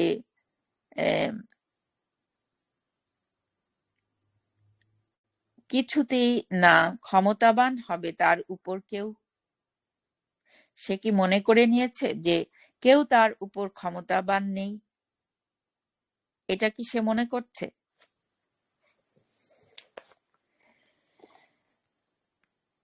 ইয়াকুলু আহলাকতু মালাল লুবাদা, সে বলে আমি নিঃশেষ করেছি ধনমাল। লুবাদা মানে প্রচুর বা স্তূপ পরিমাণ। তাহলে সে বলে আমি নিঃশেষ করেছি। হালাক শব্দ ধ্বংস হয়, এখানে আয়াত অনুযায়ী হবে আপনার নিঃশেষ করা। আয়াতের প্রেক্ষাপটে মিনিংটা হয় নিঃশেষ করা। তাহলে সে বলে আমি নিঃশেষ করেছি ধনমাল, স্তূপ পরিমাণ। এই ধনমালটা কি আসলে? পরের আয়াতটা দেখেন, আলাম নাজ আল্লাহু আইনাইন, যে আমরা দেই নাই কি তার জন্য দু চোখ, ওয়ালিসানান ওয়াশাফাতাইন, এবং জিহ্বা আর দু ঠোঁট, ওয়াহাদাইনাহুন নাজদাইন, এবং আমরা কি প্রদর্শন করিনি, তাকে দেখাইনি দুটি পথ। আপা সরি আপা 7 নম্বরটা হয় বলেন না, 7 নম্বর আয়াতটা বলেন। 7 নম্বর ও ছেড়ে 7 গেছেন। পড়ি না, আচ্ছা। এরপরে বলা হচ্ছে যে ইয়াকুলু আহলাকতু মালাল লুবাদা, আর সে বলে আমি নিঃশেষ করেছি ধনমাল, স্তূপ পরিমাণ। আর ইয়াহসাবু আল্লাম ইয়ারাহু আহাদ, আর সে কি মনে করে যে তাকে কেউ দেখে নাই, তাকে কেউ দেখে না বা দেখে না, সে কি মনে করে? তাহলে এই যে মানুষের কথা বলছে আল্লাহ, যে সে কি মনে করছে যে সে অনেক অনেক ধনমাল, স্তূপ পরিমাণ ধনমাল নিঃশেষ করেছে, তারপরে সে মনে করছে কি সে তার উপর কেউ ক্ষমতাবান নেই বা তাকে কেউ দেখছে না। তার মানে এই যে মাল বলতে বুঝিয়েছে যে মানুষের যে পরের আয়াতগুলো একেবারেই স্পষ্ট হবে যে এখানে বলা হচ্ছে যে মানুষ মনে করছে কি যে সে বলে, এই দেখেন, সে বলে আমি নিঃশেষ করেছি ধনমাল স্তূপ পরিমাণ। তাহলে এই ধনমাল বলতে জ্ঞান, মানে এই ধনমাল বলতে মানুষের যে বানানো যে জ্ঞান, এই যে হাদিস তাফসির, তারপরে আপনার এই যে হাজার হাজার কোটি কোটি বই লিখেছে তারা, এইটা কি আল্লাহ বলছেন? তারা বলতেছে আমরা তো অনেক কাজ করেছি, কত বই পুস্তক লিখেছি, কত কত ইউনিভার্সিটি তৈরি করেছি, মাদ্রাসা বানিয়েছি, তারপরে হেফজখানা বানিয়েছি, কত বই কিতাব আমরা লিখেছি, আমাদের কত অবদান এই পৃথিবীর মানুষের জন্য, কত অবদান, আমরা কত ভালো কাজ করেছি। এইটাই বলা হচ্ছে এখানে। তারা তারা বলে আমি নিঃশেষ করেছি ধনমাল স্তূপ পরিমাণ, তার মানে আমি আমার অনেক জ্ঞানকে বিলি করেছি, যেমন হিন্দুদের পণ্ডিতরাও বলে, ব্রাহ্মণরা আমরা অনেক মাল বিলি করেছি, খ্রিস্টানরা বলে আমরা অনেক, তাদের পাদ্রীরা বলে আমরা অনেক মাল বিলি করেছি, আমাদের মুসলমান যারা তারা বলে আমরা তো অনেক অনেক জ্ঞান বিলি করেছি তোমাদেরকে। হ্যাঁ, এই কথাটাই এখানে বলা হচ্ছে, পরের আয়াত একেবারেই স্পষ্ট, আপনারা দেখেন এখানে। তাহলে এখানে বলতে ধনমাল বলতে যে মানুষের বানানো যে কিতাবের বই, যেমন সূরা জুমারে বলেছেন একটা আয়াত, আমার আয়াত নাম্বারটা মনে নেই, যে তাদের পৃষ্ঠে আছে গাধার মতো বই, তাদের বইগুলো যেমন গাধার পিঠে বই বহন করে। তাহলে এই যে তারা কিন্তু ওই গাধার পিঠে বই বহন করতে বলা কি, তাদের যে জ্ঞানের চর্চা, এটা গাধার পিঠে বই বহন করার সমান, কোনো মূল্যহীন, চেতনাহীন। তাহলে এই যে আলেম ওলামারা দেখেন, সারা পৃথিবীতে যত ধর্মগুরুরা আছে, ধর্মের নামে যত কিছু তারা বাইর করেছে, যা মানুষকে লিড করছে, যারা এই ধর্মের নামে আল্লাহর চেতনাহীন জীবন তারা মানুষকে শেখাচ্ছে, তাহলে এইটাই তারা মনে করছে তারা খুব ভালো কাজ করেছে। এই কথাটা আল্লাহ বলছে, সে কি মনে করে যে তাকে কেউ দেখে না?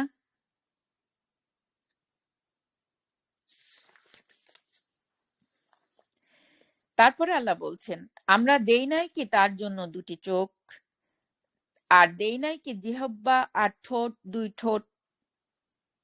তাহলে এই দুই ঠোঁটের কথা কেন বললেন, জিহ্বার কথা কেন বললেন, আবার চোখের কথা কেন বললেন? এইটা দিয়ে কি বুঝাইলেন আল্লাহ?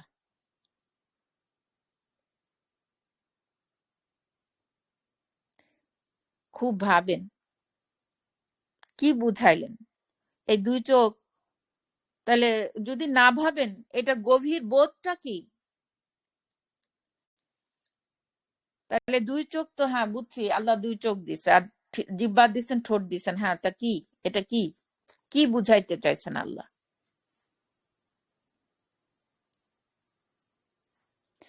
তাহলে এইটা দিয়ে আল্লাহ দেখেন কি বলছে, যে আমরা দেই নাই কি নাজআল, আমরা দেই নাই কি, বানাই নাই কি, যে তার জন্য দুই চোখ। তাহলে এই যে দুইটা চোখের কথা আল্লাহ কেন বললেন, দুইটা চোখ আল্লাহ কেন দিলেন, কেন কথাটা বললেন? তার মানে এটা অন্তর্দৃষ্টিতে পৌঁছার একটা প্রথম পর্যায়, প্রথম সূচনা লেভেল। কারণ দুটি চোখ দিয়েই দেখেন,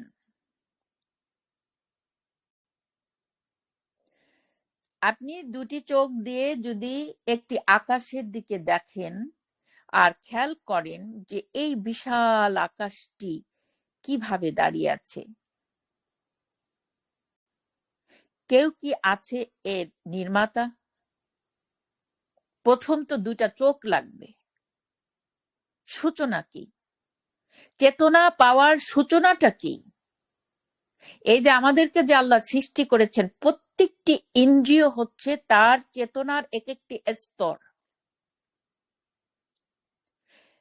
নূরকে টাচ করতে গেলে প্রত্যেকটি স্তরে ধাপে ধাপে নামতে হয়। তাহলে আপনি প্রথম আকাশের দিকে দুটা চোখ দিয়ে দেখলেন, তারপরে ভাবলেন এই বিশাল আকাশটা কে বানালো, কে সে?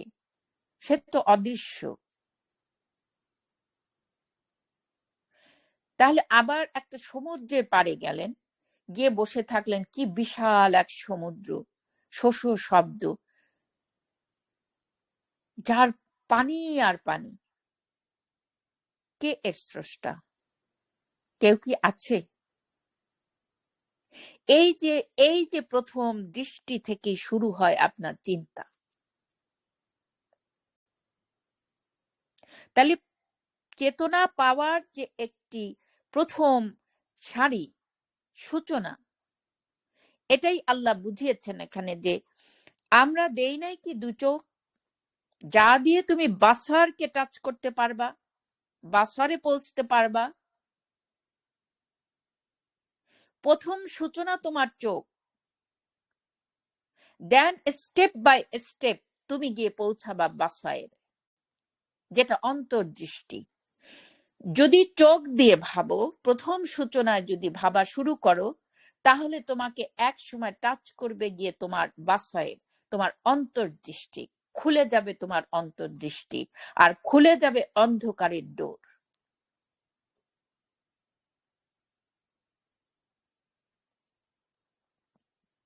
তাহলে আল্লাহ এখানে শুধু শুধু চোখের কথা বলেন নাই।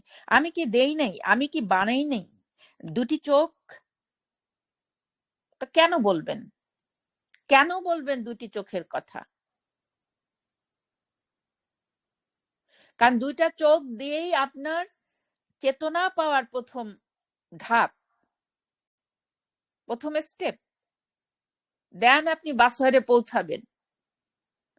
আল্লাহ বাসার বলেছেন অন্তর্দৃষ্টিকে, আর এই চোখ বলেছেন চোখ দিয়ে দেখার পরই তো আপনার ভাবনার উদয় হয়। আপনি সমুদ্রের পাড়ে বসে গিয়ে কি খালি কেন যান? একটি ভাবনা, একটি ওখানে গেলেই আপনার একটা ভাবনার উদয় হয়। কষ্ট পেলেই আপনার মন থেকে একটা গান চলে আসে, কষ্ট পেলেই আপনার মন থেকে একটি কবিতা চলে আসে, কষ্ট পেলেই কারো সাথে যেন একা একা কথা বলেন, কষ্ট পেলেই কাউকে যেন কিছু বলতে চান, কষ্ট পেলেই যখন মনে হয় কেউ আমাকে ভালোবাসে না, তখন মনে হয় কেউ কি ভালোবাসে, আছে কি কেউ? কে সে? কে সে? তাকে খুঁজি, কথা বলি। কে সে? চেতনা।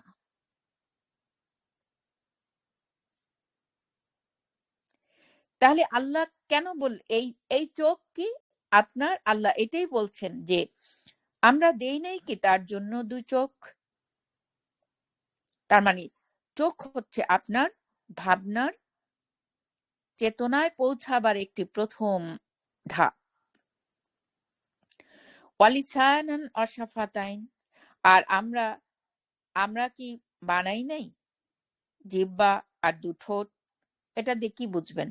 জিহ্বা আর ঠোঁট দিয়ে কি করে? মানে ধ্বংস করে। জিহ্বা আর ঠোঁটের কাজ কি? জিহ্বা স্বাদ, খালি স্বাদ খাইতে চায়, তাই না? আর দুই ঠোঁট কি করে? খালি কথা বলে। এই দুই ঠোঁট দিয়ে মিথ্যা প্রতিষ্ঠা করেন, দুই ঠোঁট দিয়ে কথা বলে পৃথিবীকে ধ্বংস করে দিতেছেন।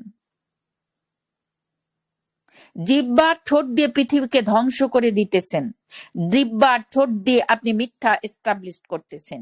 জিহ্বা আর ঠোঁট দিয়ে মানুষকে, পৃথিবীকে ধ্বংসের কোঠায় নিয়ে পৌঁছিয়েছেন। এর পরের আয়াতটাই দেখেন, ওয়াহাদাইনাহুন নাজদাইন, আমরা কি দেখাই নাই দুটি পথ? চেতনার পথ দেখিয়েছি, আর তোমার হাওয়ার পথ দেখিয়েছি। শয়তানের রাস্তা কি সেটাও দেখিয়েছি, আর জীবন চেতনা কি সেটাও দেখিয়েছি। আমরা দেখিয়েছি দুটি পথ। ভালো আর মন্দ, যার সমন্বয়ে তুমি তৈরি, যার সমন্বয়ে তোমাকে সৃষ্টি করা হয়েছে। আফালা ইকতাহামাল আকাবা, ফালা ইকতাহামাল আকাবা। তাহলে এখানে বলা হচ্ছে যে কিন্তু না, সে অবলম্বন করে নাই গিরিপথ। তাহলে সে অবলম্বন করে নাই গিরিপথ। এই গিরিপথ মানে কি? ব্যালি বলে, তাই না? উপত্যকা, উপত্যকা। তাই উপত্যকাটা কি আসলে? আমরা দেখি না যে গিরিপথটা বলতে যে যে মুসা আলাইহিস সালাম কেউ বলেছেন যে মুসা তুমি আছো উপত্যকায়, দুই উপত্যকার মাঝখানে। আমরা যখন পড়েছিলাম আমার মনে আছে যে দুই উপত্যকার মাঝখানে আছো। তার মানে একটি সংগ্রাম পথ। গিরিপথ তো সহজ পথ না, আঁকাবাঁকা পথ, উঁচা নিচা পথ, পাড়ি দিতে গেলে সমতল না, হাঁটতে গেলে এত সহজ না। তাহলে সে অবলম্বন করে নাই গিরিপথ, তার মানে সে নেয়নি চেষ্টা সাধনা, তার নিজেকে একজন পরিশুদ্ধ মানুষ করতে যে চেষ্টা সাধনার প্রয়োজন, সে পথটাকে সার্চ করেনি, খোঁজে নাই, চেষ্টা করে নাই। তাকে একজন ভালো মানুষ, সে আলোকিত মানুষ হবে, সে মানুষ নামের মানুষ হবে। সে মানুষ হতে তার যে শ্রম, সাধনা, চেষ্টা, প্রচেষ্টার প্রয়োজন, সেটা সে করে নাই, সে নেয় নাই, সে গিরিপথকে নেয়নি। অমা আদরাকা মাল আকাবা, তুমি কি জানো সে গিরিপথটি কি? এখন আল্লাহ বলে দিতেছেন গিরিপথটি কি, সেটা আল্লাহ বলে দিচ্ছেন। ফাক্কু রাকাবা, দাস মুক্তি। এখন দাস মুক্তি কি আপনি যাবেন ইতিহাসে যে দাস মুক্তি বলতে কি বুঝাবেন যে নবীর সময় দাসী ছিল আর তাদেরকে মুক্তি করতে, মানে মুক্তি করতে বলছে, ওই দাসী মুক্তি? এটা না, এটা এখানে বুঝায় নাই। এখানে বুঝেছে ফাক্কু রাকাবা, দাস মুক্তি। দাস মুক্তি কি? মানুষ মুক্ত হবে কখন? মানুষই তো একজনের দাসত্ব করে, হয় আল্লাহর দাসত্ব করবেন, না হয় কার দাসত্ব করবেন? না শয়তানের দাসত্ব করবেন। আপনি দাস কার? আল্লাহর। কিন্তু দাসত্ব করছেন কার? শয়তানের। তাহলে মুক্ত করো দাস। তা দাস কাকে বলে? কারো কন্ট্রোলে, কারো আন্ডারে থাকার নাম বলে। কারো কন্ট্রোলে, কারো আন্ডারে থাকার নাম হচ্ছে দাস। তা সে বসতে গেলে বসবে, সে উঠতে গেলে উঠবে, তাই না? তো আমরা তো শয়তানের দাস হয়ে বসে রয়েছি। শয়তান কয় মিথ্যা কথা বল, তো মিথ্যা কথা বলি। শয়তান বলে ওইটা কর, ওইটা করি। শয়তান বলে এর এরে আজকে খুন করে থুয়ে, আমরা ওইটাই করতেছি। তা আমরা শয়তানের দাস না? তা মুক্ত করো দাস, মুক্তি দাস অর্থাৎ। তাহলে এই যে ফাক্কু রাকাবা অর্থাৎ মানুষকে মুক্ত করা শয়তানের দাসত্ব থেকে।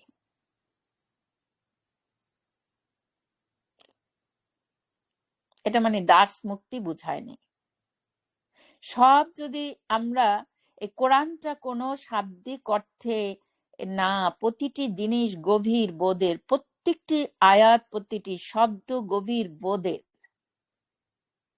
চেতনা। তাহলে আপনি যদি এটা দিয়ে বুঝেন, তাই তো আপনি দাস মুক্ত করে শয়তানই রয়ে গেলেন। আপনি স্লেভ মুক্ত করে দিলেন, রিচুয়াল ভাবে স্লেভ আছে মুক্ত করে দিলেন, কিন্তু আপনি যে একজন শয়তানের দাস হয়ে বসে রয়েছেন আপনি তো জানেন না। তো আল্লাহর এই গুরুত্ব নাই, আল্লাহর যে তুই দাস মুক্ত কর, তোর দরকার নাই, কারণ পৃথিবী আমার।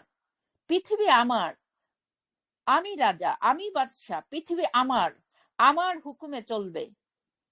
সো কে দাস? সকলে আমার দাস, আমার দাসত্ব করবা। কিন্তু তোমরা যে শয়তানের দাস হয়ে বসে রয়েছো, সেখান থেকে মুক্ত হও। এখানে দাস মানে আপনার ওই দাস না।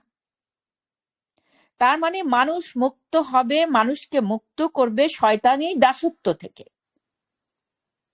তুমি কি জানো সেই রাকাবা পথটি কি? আগের আয়াতগুলি দেখেন তো। তাহলে কি বলছে যে এই কিন্তু না, সে গিরিপথকে অবলম্বন করেনি, সে গিরিপথকে অবলম্বন করেনি। এটা একটা কঠিন পথ, সোজা পথ না। শয়তানকে দমন করা, শয়তানের দাসত্ব থেকে নিজেকে মুক্ত করা আল্লাহর জীবন চেতনা ছাড়া সম্ভব নয়।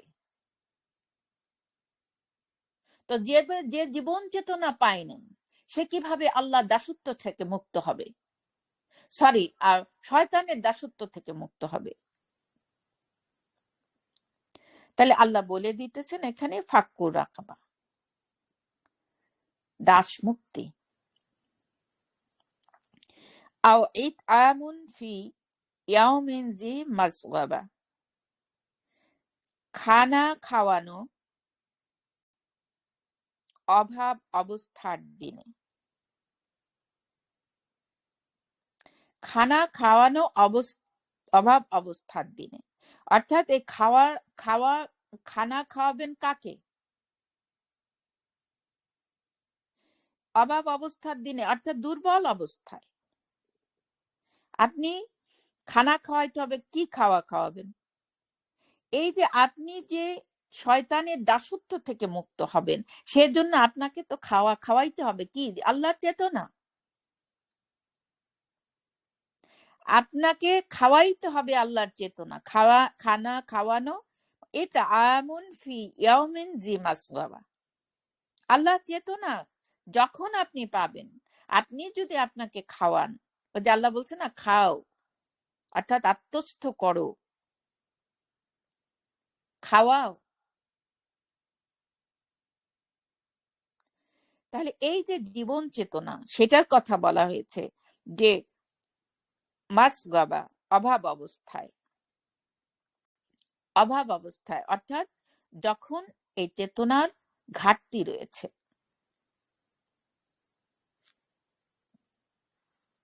তখন তুমি এই চেতনা পাওয়ার জন্য তুমি এই যে আকাবা পথ ধরো, আকাবা পথটা ধরো। আল্লাহ বলছেন না, কিন্তু সে অবলম্বন করেনি আকাবা পথ, সে ধরে নাই। তাহলে আল্লাহ বলতেছেন, তাহলে আকাবা পথটা কি?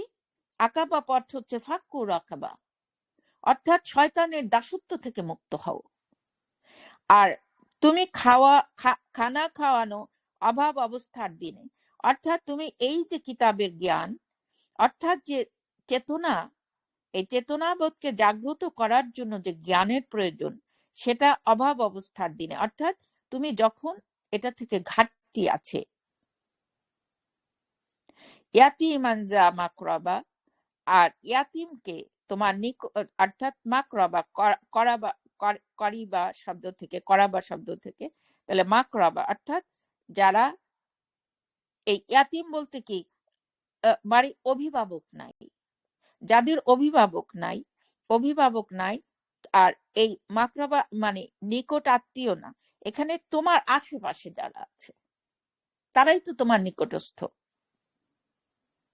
তোমার নিকটস্থ যারা আছে, অর্থাৎ তোমার এই যে মাকরাবা বলতে এখানে যে নিকট আত্মীয়, এখানে এটা বুঝায় নাই। ওখানে তো আমরা বুঝছি যে ইয়াতিমরে খাওয়াও, মিসকিনরে, অভাব অবস্থাদেরকে খাওয়াও। হ্যাঁ, ওইটা তো আছেই। ওই যে আমরা কালকে আয়াতটা পড়লাম, তোমরা আসলে মানবিক হও নাই, মানবতা তোমাদের মধ্যে নাই, তোমরা গরিব মিসকিন ইয়াতিমদের প্রতি দয়াবান নও। এটা আল্লাহ বলেছেন, এইটাই তো মানবিকতা, তাই না?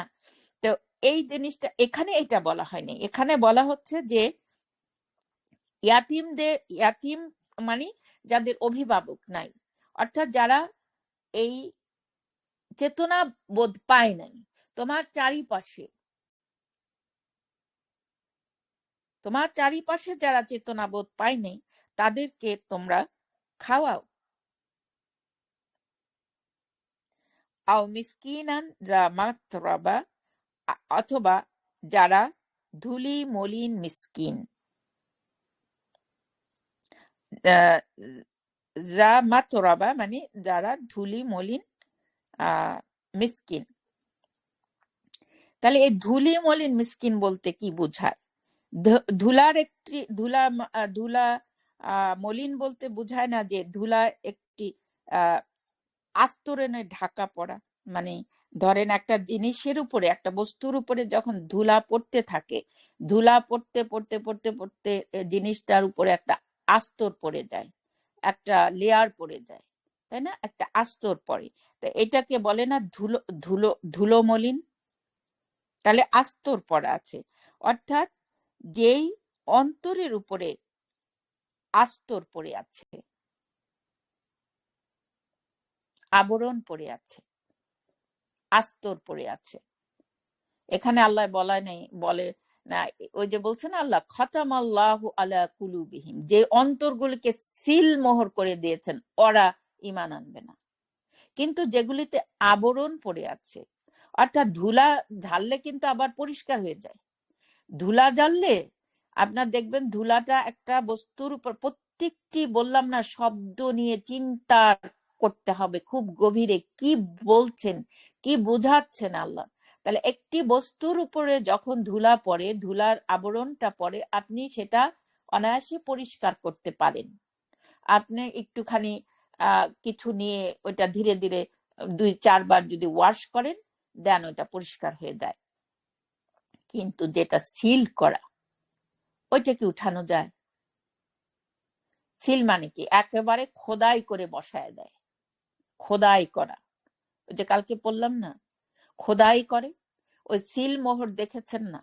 একটা দিয়ে কাঠের জিনিসের মধ্যে সুন্দর করে লিখাগুলি থাকে, যে বাংলাদেশ গভর্নমেন্টের এই এই লিখে একটা সিল মোহর দেয়, তাই না? ওইটা দিয়ে দলিল পত্রে একটা সিল মারে, তার মানে খোদাই করে বসায়।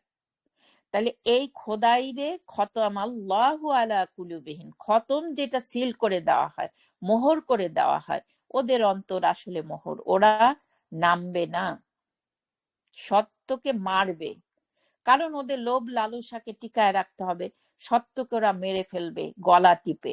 কিন্তু যাদের অন্তরে আস্তর পড়ে আছে, তাদেরকে যদি আপনি বৃষ্টির পানি পড়ে, তাহলে ধুলা চলে যায়,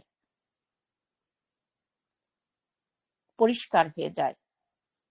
তাহলে আল্লাহ এখানেই বলেছেন অথবা ধুলি মলিন মিসকিনকে।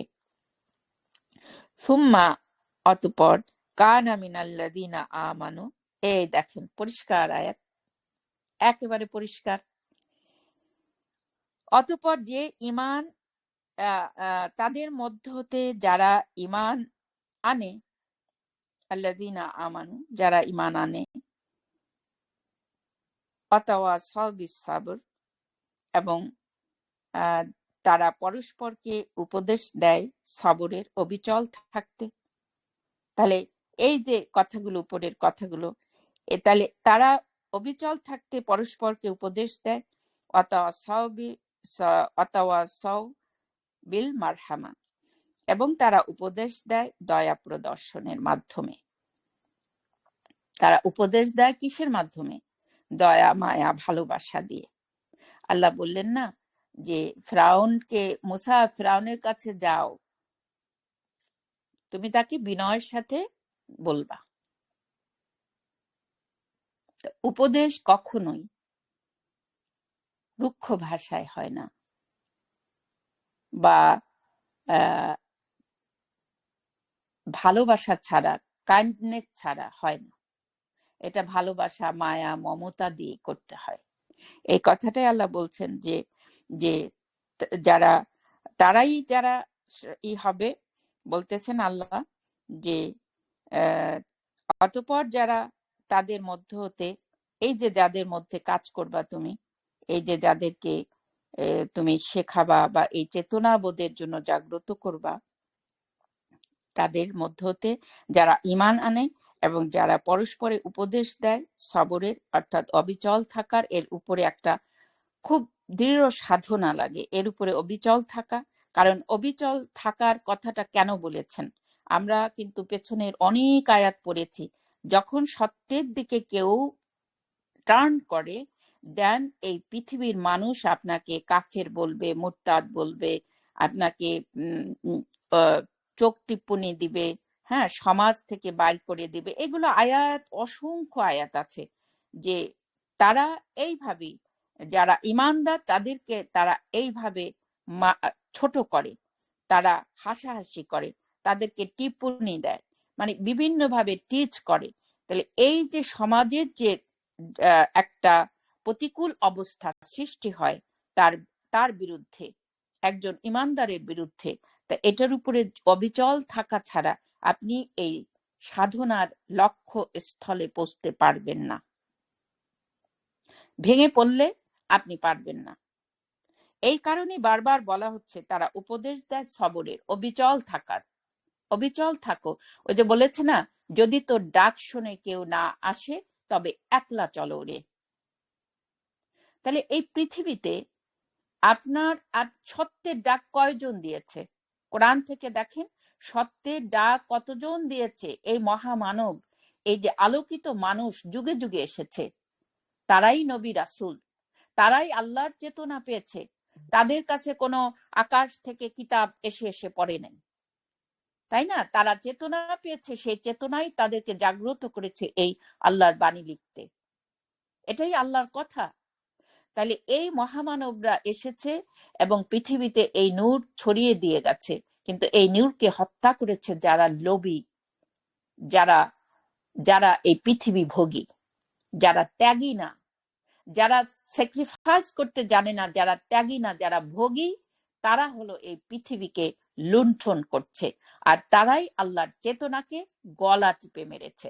তাহলে এই যে যারা আল্লাহর চেতনাকে, সত্যকে যারা গলা টিপে মেরেছে, তারাই, আপনি যখন সত্য খুঁজতে যাবেন, দাঁড়াবেন, তখন আপনাকেই বলবে মিথ্যুক, আপনাকেই বলবে বোকা, আপনাকেই বলবে যে বের হয়ে গেছে দিন থেকে। তাহলে এই যে একটা সত্যের পথে যে সংগ্রাম, এখানে আপনাকে অবিচল না থাকলে আপনি একটি সত্যের লক্ষ্য স্থলে গিয়ে পৌঁছতে পারবেন না। এটা একটা সাধনার জায়গা, এটি একটি লম্বা পরিশ্রমের জায়গা, একটি লম্বা সাধনার জায়গা। কাজেই এখানে আসতে হলে একটি অবিচলতার দরকার আছে, প্রয়োজন আছে। এই জন্যই যে বলে না যে তোমরা বিশ্বাসীরা বিশ্বাসীদেরকে বলো, মানে অবিচল থাকো, এই পথের উপরে অবিচল থাকো, বলুক যে যা বলে, যদি তোর ডাক শুনে কেউ না আসে তবে একলা চলো রে। তাহলে এখানে আল্লাহর কথাটা, এখন এখানে বলা হচ্ছে যে উলাইকা আসহাবুল মাইমানা, এরাই হচ্ছে ডানপন্থী, ডান দিকের মানুষ। তাহলে এরাই কি? ডান দিক বলতে কি বুঝায়? ডান দিক বলতে বুঝায় এরাই হচ্ছে কল্যাণকামী, এরাই হচ্ছে কল্যাণকামী মানুষ। ওয়াল্লাযীনা কাফারু বিআয়াতিনা, আর যারা অস্বীকার করছে, যারা আমার সত্যকে, আমার জীবন চেতনাকে যারা ঢেকে দিচ্ছে, যারা আমার জীবন চেতনাকে গলা টিপে মারছে, যারা আমার জীবন চেতনাকে অস্বীকার করছে, বিআয়াতিনা হুম আসহাবুল মাশামা, তারাই লোক বাম দিকের, অর্থাৎ অকল্যাণকামী। তারা কল্যাণ কামনা করে না কারো, তারা স্বার্থপর, তারা স্বার্থের জন্য জীবন হরণ করে, তারা স্বার্থের জন্য মানুষকে হত্যা করে, তারা স্বার্থের জন্য শরিয়ার নাম করে তারা বড় বড় মানব বিরোধী কথা তারা দণ্ডায়মান করে, তারা দাঁড় করায়, এবং মানুষের উপরে তারা এই মানব বিরোধী, অর্থাৎ আল্লাহর যে জীবন চেতনাকে বাদ দিয়ে তারা শরিয়ার নাম করে তৈরি করে মানুষকে শোষণ করার জীবন পদ্ধতি। কিন্তু আল্লাহ কি দিয়েছেন? আল্লাহ কি মানুষকে শোষণ করতে বলেছেন, নাকি মানুষকে জীবন চেতনা পেয়ে আলোকিত মানুষ হতে বলেছেন? এই পৃথিবী একটি তার প্রতিনিধি হিসাবে তিনি পাঠিয়েছেন। একটা কথা বারবার মনে রাখবেন, আল্লাহকে রিপ্রেজেন্ট করছে এই মানুষ, তার প্রতিনিধি। অর্থাৎ এই যে মানবতা, তাহলে তাকে কি এই শয়তানি করতে পাঠিয়েছেন? মানুষকে কন্ট্রোল করতে বলছেন? নাকি মানুষকে আল্লাহ কতগুলো সাধারণ বিধিবিধান দিয়ে দিয়েছেন, জীবন কেমন তোমরা চলবা, কেমন তোমরা বসবা, যেহেতু তোমাদের জীবন আছে, এই জীবনের প্রয়োজনের কতগুলি দিক নির্দেশনা উনি বলে দিয়েছেন। কিন্তু কারা তারা যারা নবীকে গালি দিলে হত্যা করতে হবে? কারা তারা যারা জিজিয়া কর দিতে হবে? কারা তারা যারা দাসীদেরকে এনে থাকতে পারবে? কারা তারা যারা 4টা বিয়ে করা সুন্নত বলে তারা 12টা 14টা বিয়ে করতেছে? কারা তারা? কারা? কারায়? তারাই হচ্ছে আল্লাহর জীবন চেতনাকে গলা টিপে হত্যা করেছে এবং করছে, করবে।